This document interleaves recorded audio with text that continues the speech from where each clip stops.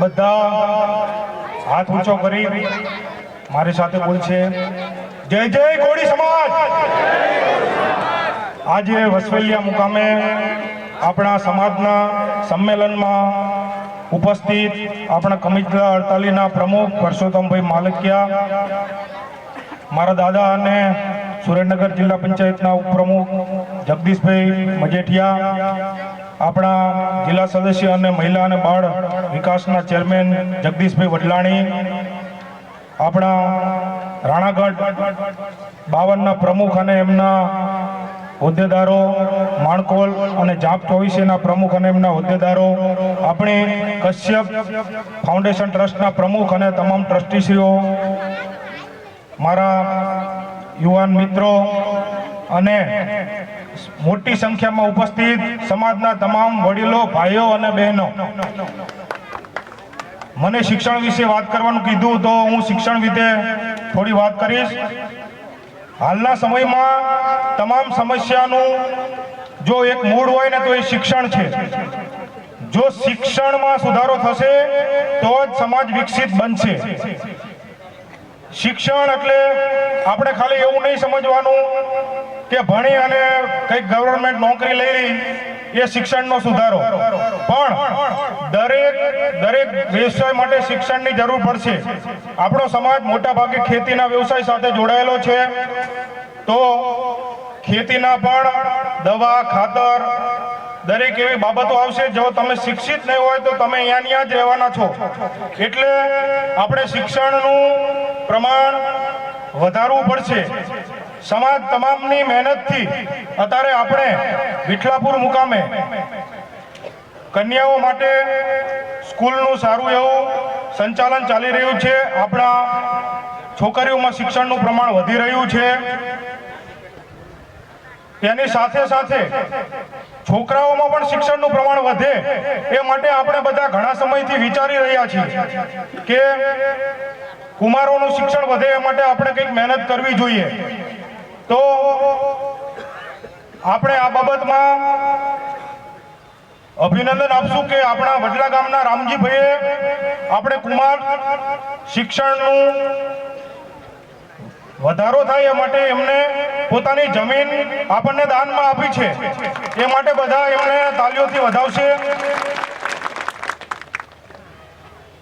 આના માટે આપણે નિર્માણ ચેરિટેબલ ટ્રસ્ટની રચના પણ કરી દીધી છે। એ ટ્રસ્ટનું રજીસ્ટ્રેશન પણ થઈ ગયું છે અને આ ટ્રસ્ટનું વિઠ્ઠલગઢ મુકામે બેંકમાં ખાતું પણ ખુલી ગયું છે। હાલમાં આ જમીનની એને કરવાની પ્રક્રિયા ચાલુમાં છે, એને થઈ જશે પછી નિર્માણ ચેરિટેબલ ટ્રસ્ટના નામે એ જમીન થશે અને પછી ત્યાં વડલા મુકામે આપણે કુમારોનું શિક્ષણ વધે તે માટે જોરશોરથી કામગીરી ચાલુ કરવાના છીએ। આ કામગીરીમાં સમાજના દરેક લોકો સાથ અને સહકાર આપે એવી હું વિનંતી કરું છું।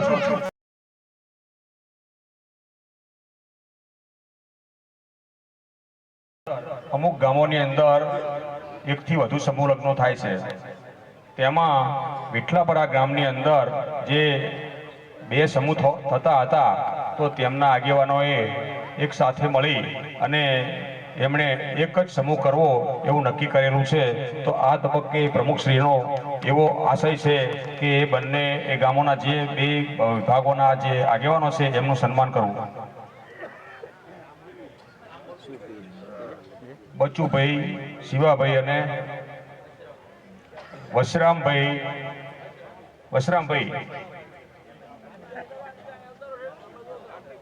નાગજીભાઈ ભુવાજી અને ગેમરભાઈ વાલજીભાઈ, ચારેય આગેવાનો અહીંયા આગળ આવો। આપનું સન્માન પ્રમુખશ્રી કરશે।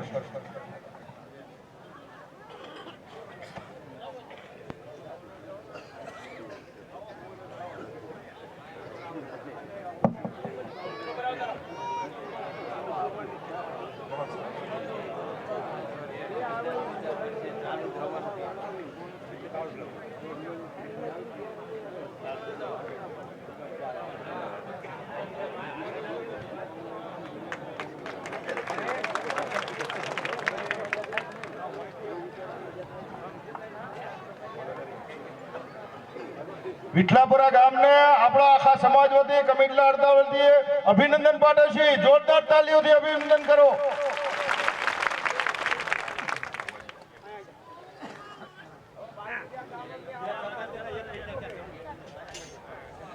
આજે વિઠલાપુરાનું ગૌરવ કહેવાય. જે અંદરો અંદરની કઈ તકલીફ હતી એટલે બે સમૂહ થઈ ગયા હતા. આજે એમનો અંદરો અંદરની બધી તકલીફો મટાડી અને એક સમૂહ લગ્ન કરવાની બધી તૈયારી કરી લીધી છે. તો વિઠલાપુરા ગામને આપણા કમિટલા 48 વતી અભિનંદન પાઠવીએ છીએ. અને આવું નવું જ્યાં પણ થતું હોય અને બધા ગામને મારી વિનંતી છે કે બે થતા હોય તો એક કરવા એ આપણી ફરજ છે.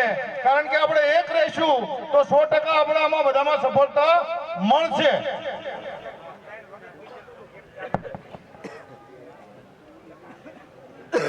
નવી ગામ કમિટીની યાદી પણ અત્યારે આપણને આ જાહેરાત આપી દીધી છે.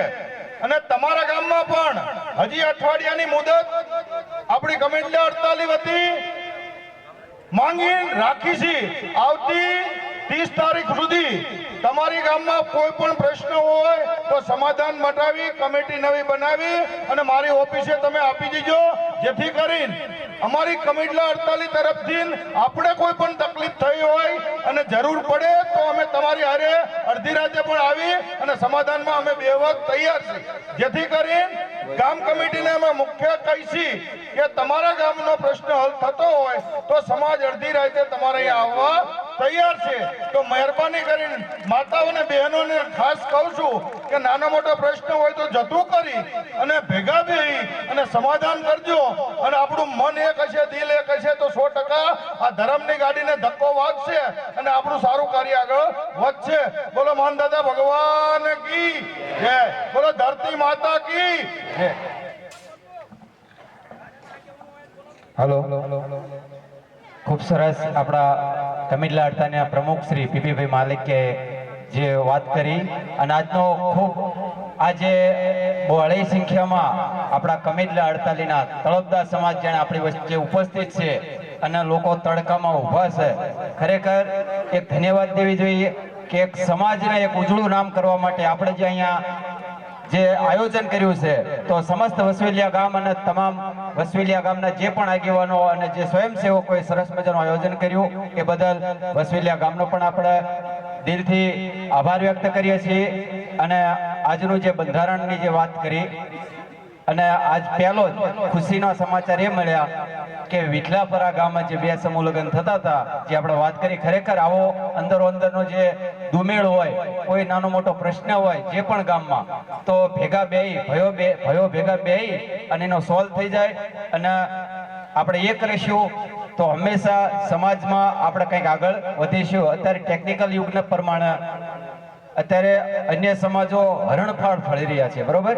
અને એની અંદર એની સાથે ખભોથી ખભો મિલાવીને જ્યારે આપણે આગળ ચાલવું હોય તો આપણા સમાજમાં રહેલી અમુક બદીઓ, અમુક જે આપણી ખામીઓ, જે આપણે કેવી કુરિવાજો, વ્યસનો, આ બધુંય દૂર કરવું પડે. અને એના માટે આપણા ઘણા વક્તવ્યો દરેક વિષય ઉપર નાનું મોટું વક્તવ્ય આપ્યું. અને મારો વિષય છે કે અંધશ્રદ્ધાનો. તો સમાજમાં જેમાં બંધારણનું પાલન આપણે કરતા હોઈએ તો વ્યસન, કુરિવાજ આ બધી એક આપણા સમાજની મોટી બદીઓ છે. અને એમાં ખરેખર અંધશ્રદ્ધા એટલું બધું એક મોટું વ્યસન કહેવું હોય તો વ્યસન કહી શકાય, આપણી ખામી કહેવી હોય તો ખામી કહી શકાય. અંધશ્રદ્ધામાં જેટલા પરિવારો બરબાદ થઈ રહ્યા છે એના કદાચ તમે રોજ સોશિયલ મીડિયામાં જોતા હોય, લોકો એટલા બધા અંધશ્રદ્ધામાં ડૂબી જાય. ભણેલા ગણેલા એજ્યુકેટ લોકો તો ખાસ ધ્યાન રાખો. આપણા વડીલો, આપણી માતાઓ જે જૂના જમાનાના છે, જેમને શિક્ષણ પ્રાપ્ત થયું નથી, કારણ કે એ વખતે ઘરની પરિસ્થિતિ પ્રમાણે એમને શિક્ષણ મળ્યું નથી અને એ કદાચ અંધશ્રદ્ધાની અંદર છાવરતા હોય. પણ આપણે તો બધા યુવાનો છીએ, આજના ટેકનિકલ યુગમાં બધા 10-12 તો મિનિમમ ભણેલા છે. તો ભણેલા ગણેલા વ્યક્તિ શિક્ષણનું સ્તર વધે તો એમાંથી આપણને ઘણું બધું જાણવા મળે. એટલે અંધશ્રદ્ધાથી ખરેખર દૂર આવવો. અને જીવનમાં બધાને નાનો મોટી તકલીફ હોય. કોઈને નાણાકીય તકલીફ હોય, કોઈને પારિવારિક હોય, કોઈને શૈક્ષણિક રીતે હોય, કોઈ પણ પરિવારને નાનામાં નાનો દુઃખ આવે.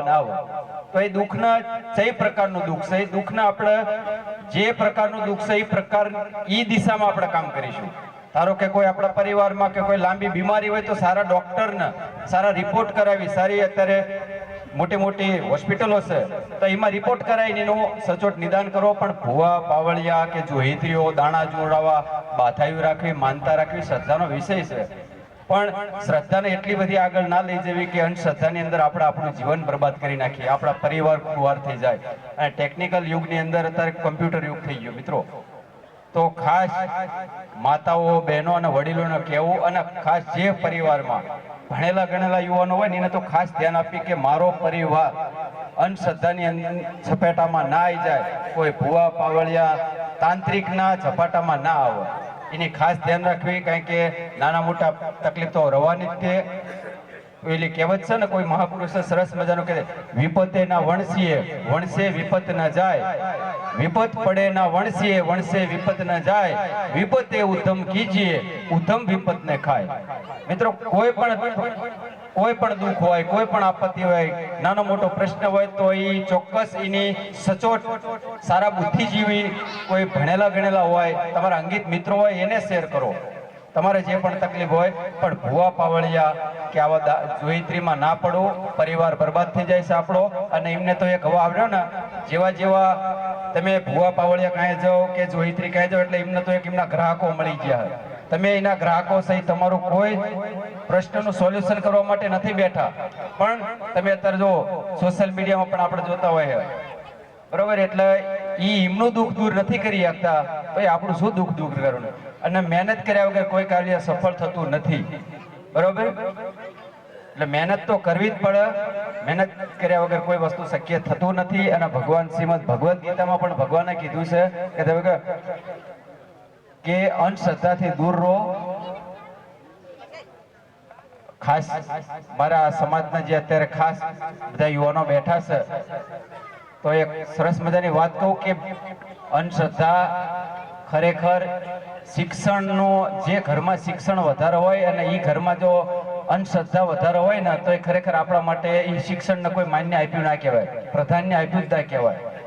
અને તમારી કોઈ દુઃખ હોય તો એવા વ્યક્તિઓના સમસ્યાનું સમાધાન થાય. તમારી દુઃખથી નસ કોઈ એવા ભૂવા પાવળિયા કે તાંત્રિકોને ના બતાવો કે જે તમારી લાચારીનો ફાયદો ઉઠાવો, બરોબર. અને વધુ ઘણા બધા વક્તવ્યો છે, વડીલો છે, અને અંધશ્રદ્ધા ઉપર મને બોલવાના બે શબ્દો કમિટલા 48ના જે આગેવાનો આપ્યો એ બદલ આપ સૌ મિત્રોનો હૃદયપૂર્વક આભાર. તો મિત્રો જે પાછળ બધા મહેમાનો તડકામાં ઉભા છો, તમારી જે સમાજ ભાવના છે એ ખરેખર બહુ જોવા જેવી છે. કારણ કે તમે ખરા તડકામાં ઉભા છો, પણ તમારા માટે સરસ મજાની વ્યવસ્થા હોય તો મહેરબાની કરી અને બધાએ આવતા રહો. કેમેરામેન રે અહીંયા ઘણી બધી જગ્યા 50 થી 100 માણસો બેસી જાય એટલી જગ્યા છે, એટલે મહેરબાની કરીને આવતા રહો. અને ખાસ મેં જે વક્તવ્ય આપ્યું હોય એની ખાસ ધ્યાન રાખજો કે અંધશ્રદ્ધામાં ભૂવા પાવળિયામાં આવવું નહીં, બરોબર. અને છોકરાઓને ખાસ ભણાવો. શિક્ષણ એ સર્વ રોગનું નિદાન છે. આપણે અમૃતભાઈ મજેઠિયાએ કીધું, શિક્ષણથી જ આપણને બધી સારો ખરાબ લાભ હાનિ આની આપણને ખબર પડતી હોય છે. આભાર મહેશભાઈ.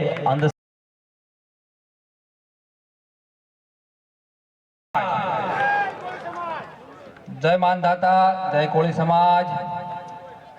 આટલા ખરા તડકામાં આટલી મોટી સંખ્યા જોઈ ખરેખર સમાજના નાનામાં નાના વ્યક્તિને સમાજ પ્રત્યે લાગણી છે એ અહીં દેખાઈ આવે છે. આ શુભ પ્રસંગે જ્યારે સમાજને એક બંધારણ નવું મળ્યું છે સુધારા સાથે, ત્યારે મંચસ્થ મહાનુભાવો, દરેક ગામથી આવેલા વડીલો, માતાઓ, બહેનો અને યુવા મિત્રો ને હું વસવેલિયા વતી આવકારું છું, અભિનંદન આપું છું કે આટલી મોટી સંખ્યામાં ઉપસ્થિત રહ્યા. મિત્રો, બંધારણ વિશે તો વધારે નથી કહેતો, પણ બંધારણ ત્યારે જ સાચું ગણાશે જ્યારે આપણે એનો અમલ કરશું. બંધારણ તો દેશનું પણ બંધારણ છે અને તૂટે છે, પણ જ્યારે અમલ એનો થાય ત્યારે સાચા રૂપમાં આપણે એને સ્વીકાર્યું છે એમ આપણે માનીશું. એની સાથે પ્રમુખશ્રીનું મને વિનંતી હતી કે તમે આર્થિક વિષય પર થોડો ભાર આપો. તો મિત્રો, અમૃતભાઈએ વાત કરી શિક્ષણની, તો એ શિક્ષણમાં આપણા દીકરા દીકરીને ક્યારે આગળ લઈ જઈ શકશું? જ્યારે આપણો પરિવાર, આપણો કુટુંબ, આપણા માતા પિતા આર્થિક રીતે સદ્ધર હશે ત્યારે. જો આપણા ઘરમાં આર્થિક ને હું સીધી ભાષામાં કદાચ માતાઓને ખબર ના પડે તો લઈ જાઉં કે પૈસે ટકે આપણે સારું હશે ઘરમાં, એથી દેશી ભાષામાં કે ખાધે પીધે આપણે જે વાત કરીએ છીએ, સુખી હશું તો આપણે આપણા દીકરી પાછળ 5 પૈસાનો ખર્ચ કરી શકીએ. આપણા ઘરના ગુજરાન ચલાવવાના આપણને ફાંફા હશે તો આપણા દીકરા દીકરીને ભણાવવાની વાત તો બહુ દૂરની છે. એટલે ખાસ આર્થિક બાબત પર મારે વાત કરવી છે ત્યારે આપણા નળકાંઠા વિસ્તારના મોટા ભાગના આપણા સમાજનો લોકો વસે છે અને મોટા ભાગે આપણે સૌ જાણીએ છીએ કે સૌ ખેતી પર નિર્ભર છે. આપણો મુખ્ય આવકનો સ્ત્રોત એટલે ખેતી.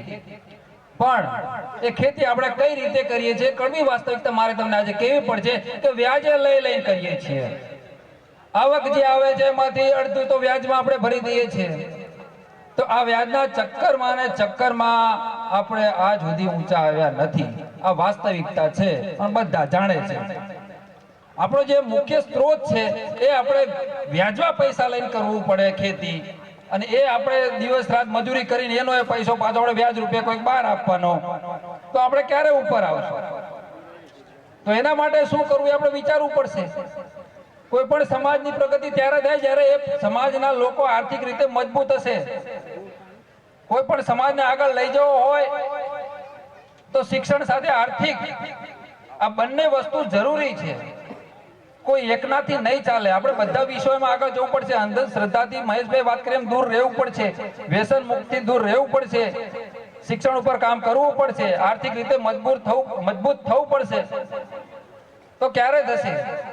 જ્યારે ખેતી આપણો મુખ્ય સ્ત્રોત છે ત્યારે ખેતીની સાથે સાથે મોટા ભાગનું અત્યારે આપણે જોઈએ છીએ કે એક કુટુંબ પાછળ ખેતી પાછળ જ લાગી જાય. તો આપણે થોડું મેનેજમેન્ટ કરવું પડશે કે અમુક પરિવારના અમુક સભ્યો ખેતી પર ધ્યાન આપે, તો અમુક જે યુવાનો છે મોટા ભાગે ધોરણ 10 અને 12 પછી ભણવાનું છોડી દે છે, તો એમના માટે નવો વિકલ્પ કે વધારે ના ભણવું હોય તો તમે ધોરણ 10 અને 12 પછી ITI કરી અને કોઈ પણ ક્ષેત્ર diesel mechanical, software hardware, electrician, આના આધારે તમે સારો એવો કોર્સ કરી અને સરળતાથી જોબ મેળવી શકો છો.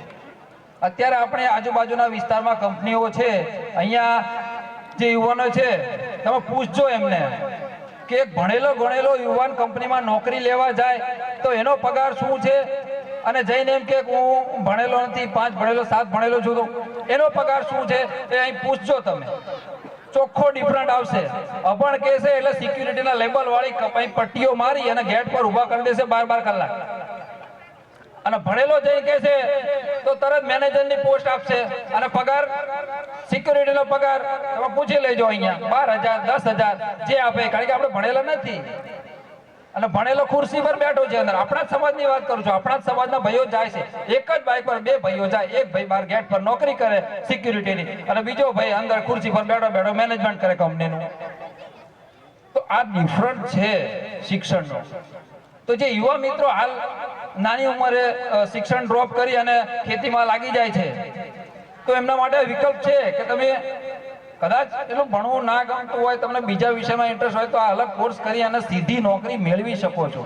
સારો એવો પગાર આ કંપનીઓમાં. તમે મારા ઘણા મિત્રો છે, હું સરકારી નોકરીમાં છું, મારો 40-45 હજાર પગાર છે. અહીંયા પ્રાઇવેટ કંપનીમાં ITI કરેલાનો 45-50 હજાર પગાર છે. તો આ થોડું આપણે ધ્યાન કેન્દ્રિત કરવું પડશે. હવે રહી વાત, મતલબ એ છે કે કોઈ પણ કુટુંબ કોઈ એક વિષય પર, કોઈ એક આવકના સ્ત્રોત પર નિર્ભર ના રહે. દરેક કુટુંબના સભ્યો અલગ અલગ જગ્યાએથી. હવે જે છોકરો નોકરી કરતો હોય કંપનીમાં, એ મહિને 30-35 હજારની આવક લાવતો હોય, તો એના પપ્પાને ક્યાંય વ્યાજમાં પૈસા લેવાની જરૂર જ નથી. એ પૈસા આવે છે એનાથી એ ખેતીનું કરી અને પછી એની આવક મેળવી શકે છે. તો અલગ સ્ત્રોત ઊભા કરવા પડશે. આ તો ભાઈઓની વાત થઈ. બહેનોએ પણ આમાં મદદ કરવી જોઈએ. કોઈ પણ સમાજના વિકાસ ખાલી યુવાનો અને વડીલો, આગેવાનો અને પુરુષોથી નથી થવાનો. કોઈ પણ સમાજને આગળ લઈ જાઓ તો આપણે જેટલી યુવાનો ભાગીદારી કરે છે સમાજના વિકાસમાં એટલી ને એટલી મહિલાઓએ કરવી પડશે. બહેનો માતા, હું તમને કહું છું ખાસ કે ઘરની જવાબદારી માત્ર પુરુષની નથી. માનસિકતામાંથી હવે આ તો 21મી પેઢી આવી, આપણે થોડું નીકળવું પડશે. તમે બી ઘરમાં મદદ કરી શકો છો. દરરોજ ખેતર જાઓ છો, અત્યારે પશુ લેવા માટે લોન મળે છે, સરકારી યોજનાનો લાભ લો ને. કેમ નથી લેતા? અમૃતભાઈ છે, કમલેશભાઈ છે, પૂછો એમને. ગાયો ભેંસો ખરીદવા માટે લોન મળે છે, તમે લોન કેમ નથી લેતા? ઉપયોગ આપણે ક્યારે સરકારી યોજનાનો ઉપયોગ કર્યો જ નથી, અને કાં તો આપણા સુધી એ વિષય આવ્યો નથી. તો બહેનો પણ ખેતરે જતા હોય તો 2 ઢોર સાથે લઈ જાઓ, રાખો, દૂધમાંથી દૂધ ભરો અને આવક ઊભી કરો. મહિને 5-10 હજાર 15 હજાર જે આવે આવશે તો ખરા ને. નવી વહુ ઘરમાં આવી છે, ભણેલી ગણેલી છે, આગળ નથી ભણવું તો કઈ નહીં, ગણે સેવણ ક્લાસ ચાલુ કરો. તમે ગામમાં બહાર જાઓ છો, વિરમ ગામ ને આજુબાજુ કોઈ બીજી જગ્યાએ સીવડાવવા પૈસા નથી આપતા, તો ઘરમાં કઈ નહીં તો કઈ નહીં, આખા ગામનું ના કરો તો કઈ નહીં. તમે જે વામાં રહેતા હોય તમારા પરિવારના તો કપડા સીવ્યા કોણ બેઠા બેઠા? દિવસે ટાઈમ નથી મળતો, રાત્રે 1-2 કલાક કરી શકો. તો કુટુંબમાં તમારે પણ એટલું યોગદાન આપવાનું છે. એવું જરૂરી નથી કે ફક્ત ભાઈઓ જ કુટુંબ ચલવે. આ માનસિકતામાંથી હવે નીકળવું પડશે આપણે, નહીતર અહીંયા રહી જઈશું. બધા સમાજ નીકળી જશે આગળ અને આપણે સંમેલન જ કરતા રહીશું.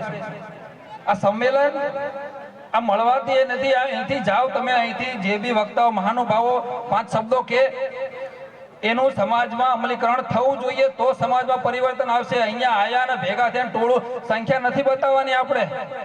હું સંખ્યામાં માનતો જ નથી. અહીંયા 5000 સંખ્યાની જગ્યાએ 500 જણા આવે, પણ 500 જણા એવા આવે કે 500 એક વિચાર લઈને જાય અને જે તે જગ્યાએ રહે છે ત્યાં જઈને એનું અમલીકરણ કરાવે ને. એવા 500 યુવાનોની આપણે જરૂર છે, ટોળાની જરૂર નથી. આપણે ફક્ત અહીંયા ખાવા નથી આવ્યા, આપણે અહીંયાથી કંઈક વિચાર લઈને જવાનું છે, સમાજમાં એને મૂકવાનો છે, તો સમાજ આગળ આવશે. બાકી આપણે આવા 10 સંમેલનો કરી લઈશું ને તો આપણું ભેગું નથી થવાનું. હું જાહેર મંચ પરથી કહી દઉં તમને, આ વાસ્તવિકતા છે. આપણે અમલ કરતા જ નથી. શિક્ષણની વાત કરી અમૃતભાઈએ, શિક્ષણમાં પણ આપણે અહીંથી ફક્ત આગેવાનોને આપણે ઉપર બેસાડી દીધા એટલે એમના પર બોજ નથી ઠોકી દેવાનો. હું અહીંથી કહું છું, આ કામ ત્યારે જ શક્ય બનશે જ્યારે દરેક ગામનો એક નાગરિક, એક માતા બહેન આ વિષય પર ધ્યાન આપશે. પ્રમુખ શ્રી છે તો પ્રમુખ શ્રી 48 ગામમાં ફરવાના છે કે કઈ જગ્યાએ કયા પરિવારમાં શું ચાલે છે, કોણ ભણે છે, કોણ નથી ભણતું, એમને નથી ખબર પડવાની. એ તો અહીંથી જાહેર મંચ પરથી આપણને સારો વિચાર આપશે, એનું ઇમ્પ્લિમેન્ટ આપણે કરવાનું છે. આઈટેક ક્ષેત્રમાં મેં વાત કરી એમ કે ઘણા બધા સ્ત્રોત છે નોકરીએ લાગવાના. એમાં તમે પ્રાઇવેટ તમારો બિઝનેસ પણ ચાલુ કરી શકો છો. ઇલેક્ટ્રિશિયન કરો, ઇલેક્ટ્રિકનો તમામ અત્યારે આ બહારથી વિરમગામથી ત્યાંથી તમે લાવો છો, વેપાર ઇલેક્ટ્રિકનું કામ કરાવો છો, કેટલો પૈસા થાય? આ એક એસી સર્વિસ કરાવી છે ને અત્યારે તો 1500-2000 રૂપિયા લઈ જાય છે. આ ખાલી આમાં પેલું સાફ કરે, 2-3 જાળીઓ કાઢે અને ધોવે અને ફુવારો માટે 2000 લઈને જતા રહે. તો આપણા કાંઠામાંથી એવા યુવાનો કેમ પેદા ના થાય કે ઇલેક્ટ્રિક સારું એવું કોર્સ કરી અને આપણા કાંઠામાં સેવા આપે? પૈસા સમાજમાં રહેવાના ને. આપણા સમાજનો યુવાન આઈટીઆઈ કરી સારો કોર્સ કરી અને સારો એવો ધંધો કરશે તો પૈસો ક્યાં રહેવાનો? અહીં નહીં જ આપણે વિરમગામથી બોલાવીએ છીએ. આ બધું ધ્યાને લેવું પડશે. મારી તો પ્રમુખશ્રીને વિનંતી છે કે આપણા આજુબાજુના આટલા ક્ષેત્રમાં ક્યાંય પણ આઈટીઆઈનું યુનિટ નથી, તો હું પ્રમુખશ્રી પરસોત્તમભાઈને વિનંતી કરું કે આપણા નળકાંઠા વિસ્તારની અંદર એક આઈટીઆઈ યુનિટની માંગણી કરીએ. અને આપણા જે યુવાનો ધોરણ 10-12 પછી પાસ થઈને છોડી દે છે તો એ આઈટીઆઈમાં ઝંપલાય અને આઈટીઆઈ થ્રુ સારું એવું રોજગાર ઊભો કરી શકે, એવી મારી વિનંતી એક પ્રમુખશ્રીને છે. તો પ્રમુખશ્રી આ ઉપર ખાસ ધ્યાન આપે અને આપણા વડીલો આગેવાનો જે પણ ભેગા થઈ અને કમિટી બનાવીને આઈટીઆઈનું એક યુનિટ માંગવાની જરૂર છે આપણા વિસ્તારની અંદર, જેથી કરીને આ પગારનો ડિફરન્ટ મારે તમને કેવો છે કે આપણે પછી 10 પાસ પછી કઈ કોર્સ કર્યો નહીં હોય, હા, તો પછી આપણને 15-20 હજારની નોકરી મળવાની છે. અને આઈટીઆઈ કરેલું હશે તો મને હમણાં જે ભાઈનો ફોન આવ્યો હતો, નામ નહીં આપું, કહેવાય નહીં, પણ કે આપણે આઈટીઆઈનું સર્ટી જોઈએ છે. ભાઈ પણ બહુ કોર્સ કરી અને ભણીને જેન્યુઅન લે ને, એમ કે તમારે ડાયરેક્ટ લઈ જ લેવું છે, ક્યાં મળે? પૈસા આપવાથી થોડા સર્ટી લેવાય, સલાહ આપી. બરાબર. તો આપણે એક ક્ષેત્રમાં નથી જવાનું, આપણે લીગલ ચાલવાનું છે. આઈટીનું યુનિટ પરસોત્તમભાઈ આપણા પ્રમુખ શ્રી એના પર કામ કરશે અને યુનિટ અહીંયા જલ્દીમાં જલ્દી આવે અને આપણા યુવાનો આઈટીઆઈનો કોર્સ કરીને સારી એવી નોકરી મેળવતા થાય, એક આવકના નવા સ્ત્રોત ઊભા થાય સમાજમાં, અને એ પરિવાર અને સમાજ આર્થિક રીતે સદ્ધર બને એના પર આપણે કામ કરવાનું છે. શિક્ષણની વાતમાં થોડું મારે મુદ્દો લેવો છે કે શિક્ષણમાં પણ આપણે ખાસ ધ્યાન આપવું પડશે. હા, ટાઈમનો અભાવ છે મિત્રો, વિષય તો ઘણા છે ને ઘણું બધું કેવું છે, પણ સમયના અભાવના કારણે મેં વાત કરી એમ કે આર્થિક પર ધ્યાન આપજો. આર્થિક રીતે સદ્ધર હશો તો બધું થશે. છોકરા ભણશે, આગળ વધશે, નોકરીઓ કરશે અને તમારા પરિવારનું પણ કલ્યાણ થશે. જય માનદાતા, જય કોળી સમાજ. આભાર માધવભાઈ. વ્યક્તિગત ફાળો જે આપ્યો છે અહીંથી